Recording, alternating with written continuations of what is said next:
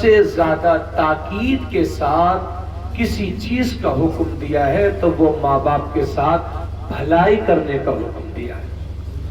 بھئی کیوں؟ اللہ نے اپنی عبادت کے بعد اسی چیز کا کیوں حکم دیا؟ تو اس کی وجہ یہ ہے، حقیقت میں ہمیں پیدا کرنے والا ہمارا رب ہے نا بھئی؟ ہم پڑھتے ہیں الحمدللہ رب العالمین، تمام مقام پر ہے کہ اللہ ہی سارے جہان کا پالنہار ہے، اللہ ہی نے ہمیں پیدا فرمایا۔ تو حقیقت میں پیدا فرمانے والا اللہ ہے، لیکن اس کے لیے ذریعہ بنتے ہیں ہمارے ماں باپ۔ اس لیے اللہ نے اپنی عبادت کے بعد فوراً ماں باپ کی فرما برداری کرنے کا حکم فرمایا ہے۔ جو آیت میں نے پڑھی اس میں سب سے پہلے اللہ نے اپنی عبادت کا حکم دیا، اور اس کے بعد کیا حکم فرمایا؟ اپنے ماں باپ کے ساتھ بھلائی کرو جب کہ وہ تمہارے سامنے دونوں یا ایک بڑھاپے کو پہنچ جائے۔ سوال بڑھاپے کا ہے، ورنہ جب ماں باپ جوان ہوتے ہیں تو وہ تو خود ہمیں پالتے ہیں، ہماری خدمت کی انہیں ضرورت نہیں ہے۔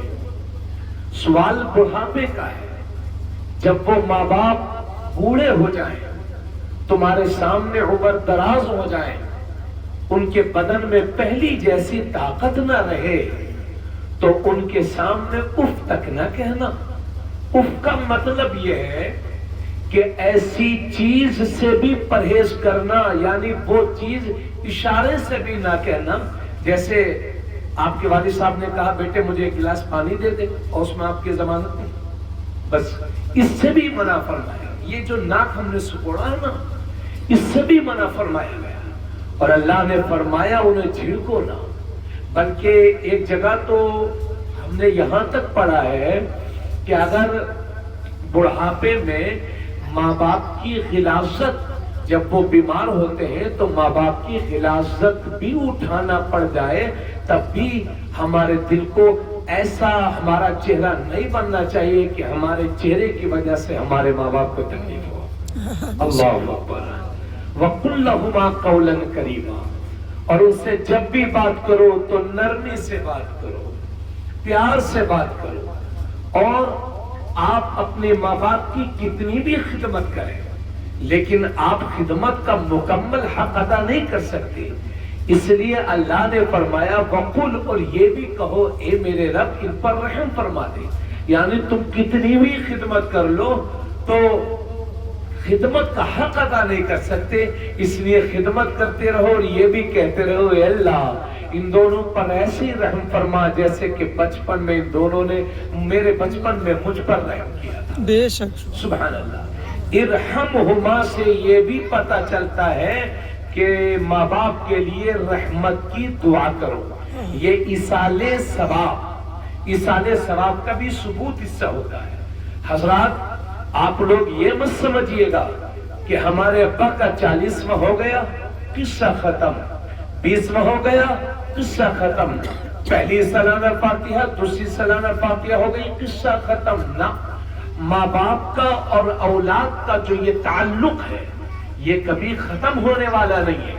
حتیٰ کہ اعلیٰ حضرت نے ایک حدیث شریف فتاوی رضویہ شریف میں نقل کی ہے، اس میں انہوں نے فرمایا کہ ہر پیر کے دن اور جمعرات کے دن ہے نا، یہ بندوں کے اعمال اللہ کی بارگاہ میں پیش ہوتے ہیں، اور ہر جمعے کے دن بندوں کے اعمال، اولاد کے اعمال نبیوں کی بارگاہ میں اور اس کے ماں باپ کی بارگاہ میں پیش ہوتے ہیں۔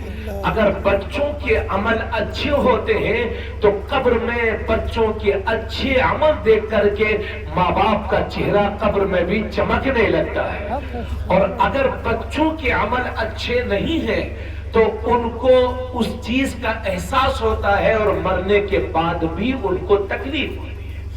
اس لیے کوئی یہ نہ سمجھے کہ ہمارے ماں باپ کا 40واں ہو گیا قصہ ختم، جی ایسا نہیں ہے۔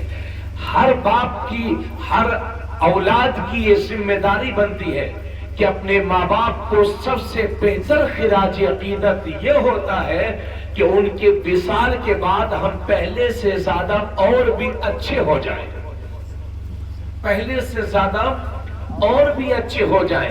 پہلے نماز نہیں پڑھتے تھے، اب نماز پڑھنے لگے. پہلے گالیاں دیتے تھے، اب باز آ جائیں. پہلے غیبت کرتے تھے، اب باز آ جائیں. تو بہت سارے لوگ تو جیسے ہی ماں باپ انتقال کرتے ہیں وہ بگڑ جاتے ہیں، گناہوں میں ڈوب جاتے ہیں. ارے بھائی، اس دنیا میں آج